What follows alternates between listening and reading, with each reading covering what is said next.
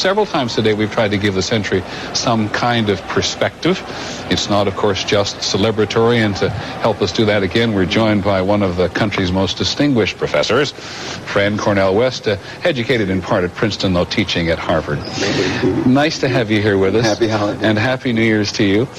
When you look back, what's the great moment in the century, if there is one for you? I think the great moment is actually a process. It's a process of decolonization, when the vast majority of inhabitants on the globe began not simply to fight against colonialism, but most importantly to affirm their sense of self-worth and self-respect. Absolutely right. Because even in this moment of joy and hope, I think it's impossible to talk about joy without talking about misery, because joy is transfigured misery. Similarly, so hope transfigured despair.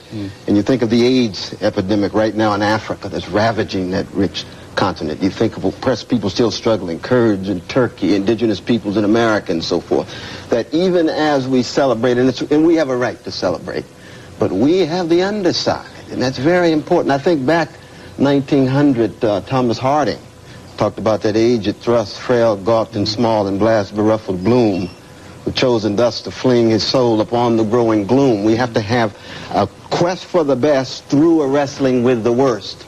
And so I think even at this moment, no false securities, no seductive idolatries, struggle for democracy must go on. We would not be here if those... Do you find some parallels between now and the beginning of the 20th century? There was extraordinary optimism then? Yes, indeed. There's an evasion of the deep problems, the wealth inequality. We've got 3 of the richest human beings in the world who have more wealth than the bottom 48 countries. The top 225 individuals have more wealth than 2.7 billion human beings.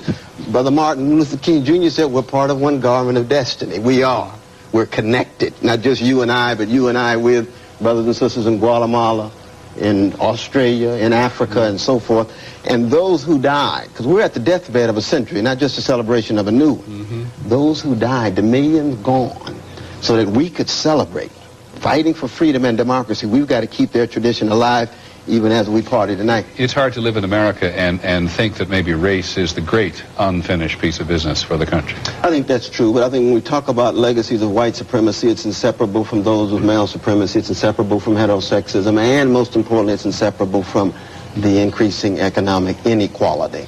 And those of us who are fundamentally devoted for living and dying for the best of democracy, we're going to ensure that those folk in the 20th century didn't die for nothing, so we can pass that baton on to the younger generation. We were just talking between ourselves, and I apologize, we're going faster than we usually. Sometimes you and I sat down and talked for hours. But we were talking about the discovery of the new African library at Timbuktu in Mali.